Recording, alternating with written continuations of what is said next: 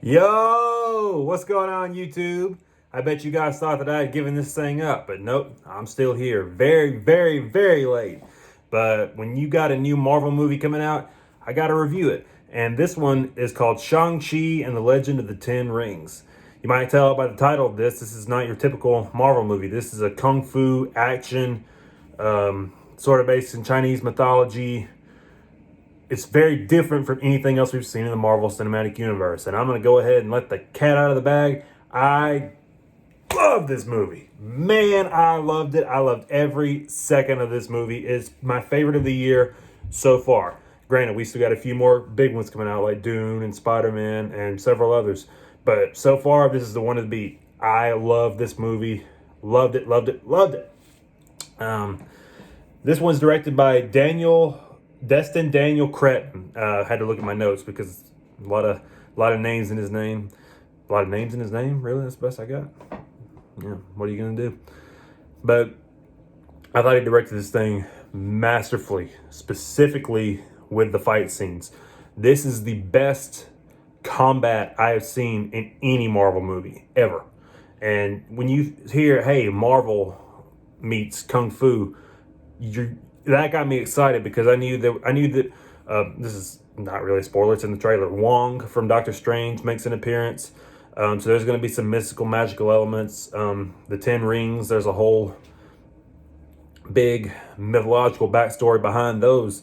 But this is a kung fu film, at least in the first half. In the second half, things kind of switch up a little bit.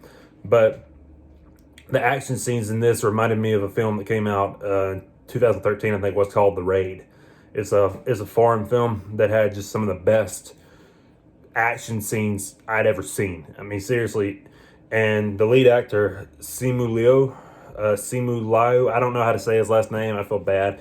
But hey, I will learn it eventually because dude is awesome. And we will be seeing him a lot more in the Marvel Cinematic Universe. And I think in general, I think he's going to get a lot of work from this movie. The second you see him, he's just this average, regular guy working a day job. He doesn't have any powers.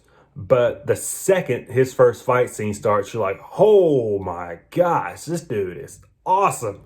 And you really get behind him in that aspect, but also his backstory involving his father, who is played by Tony Chiwai Long. Again, I apologize. I'm doing the best I can on these names. But he plays Shang-Chi's father, and he's also the main villain of the film. Again, that's not a spoiler because it was in the trailer. And he is a very interesting character. And in fact, he's probably a standout in the movie. Well, maybe not. There's another one we'll talk about here in a second. But he's such a great villain because he does the thing that any good villain in any movie, specifically a franchise or anything, needs to do. You understand why he's doing the things he's doing. His motivation is completely understandable. You know, something terrible has happened to him in his life, and he's trying to find a way to rectify that situation. And I get it. And he's also a villain that he's not over the top, I'm gonna kill you. He's not like that. But you could tell just from the second he walks in the room, this guy is not someone you want to mess with. He's subtle, he's calm, he's cool, collected, but you can tell this is a bad dude. You do not want to cross him. Also, sort of a side villain in the movie is a character named Razor Fist, who's played by the actor, and I didn't write his name down, I should have, but he played Victor Drago in Creed 2. And he's really cool in the movie. I mean, he's got arm, he lost his right arm, and so instead of getting a cybernetic arm or a hook, he gets a sword. That's what I'd do. Look, if I lost my arm, yeah, give me a sword. I like things like that in my movies. Hollywood, take note, because I know you watch my channel for my reviews, so put more men with sword arms in movies, please.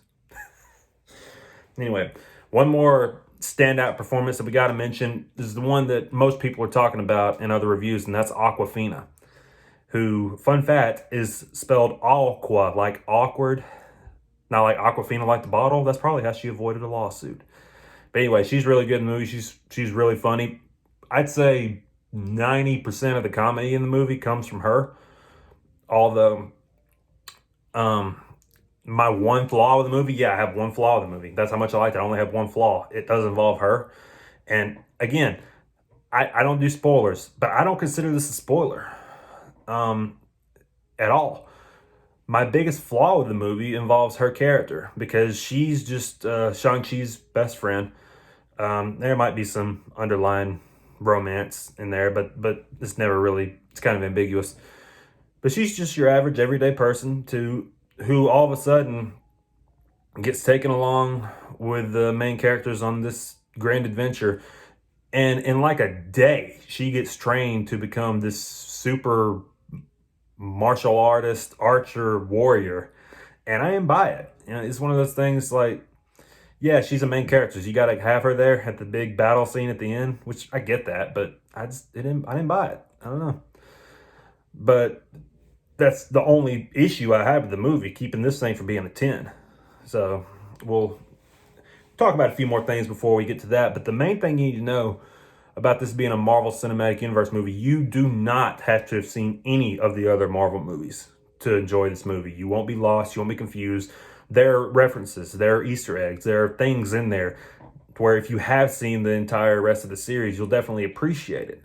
But you don't have to have seen any of the other Marvel movies to go see this movie. And that's a rare thing to say because this is an episodic franchise. And yeah, this is leading into the new Avengers saga. Shang-Chi will play a huge role in that in the years to come. Seriously, I think he's going to be around just as long as Thor and Iron Man have been at this point. So for one of the two I just mentioned may not be there anymore, but I'm very excited for the future of this franchise. And by now, hopefully, if you go to the theater, and thank you, Marvel, for not putting this on Disney Plus. Thank you for letting this be a theater-only experience because it deserves to be. And plus, the whole lawsuit stuff going on with Scarlett Johansson, Disney, or at least Marvel, is probably not going to go that route again. Anyway. But this, if you've seen a Marvel movie by now, you know not to leave when the credits start because there's going to be one, maybe two scenes. And boy, oh boy, do you want to stick around for these mid and post-credit scene, especially the mid-credit scene.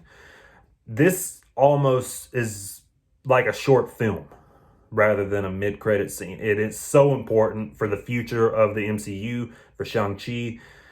And this is one of the things, if you have invested in this franchise, you are going to go bananas when you see this mid-credit scene. Or at least I did. Maybe I'm just a wild ape. I know I am. Just ask my wife.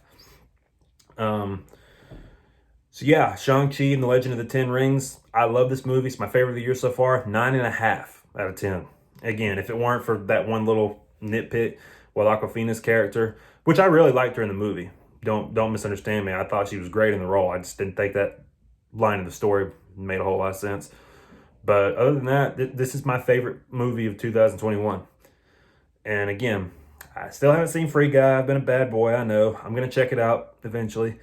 Life has been ridiculously busy for me lately. I saw this movie on Thursday with Macy, with my wife, and I'm just now getting around to filming this thing on Monday, on Labor Day. So I apologize, but I am going to get back on the horse as best I'm able. But I do have one announcement for you guys.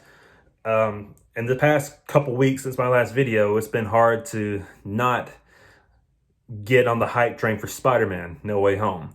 That is my most anticipated movie of the year, even more so than Shang-Chi or Eternals or anything. I just cannot wait for Spider-Man because of the multiverse storyline.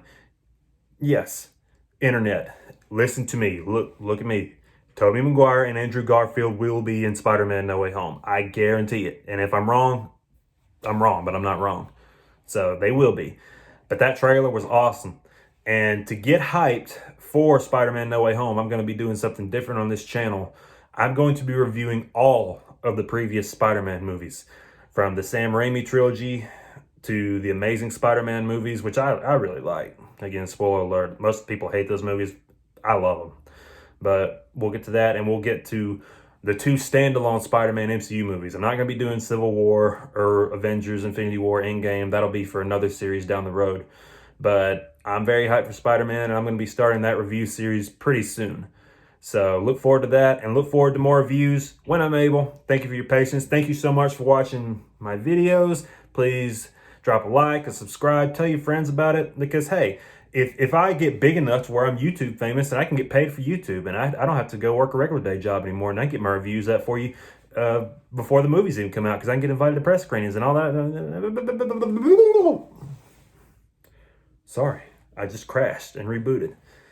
But anyway, thanks for watching, guys. Seriously, I really appreciate it, and I'll see you next time.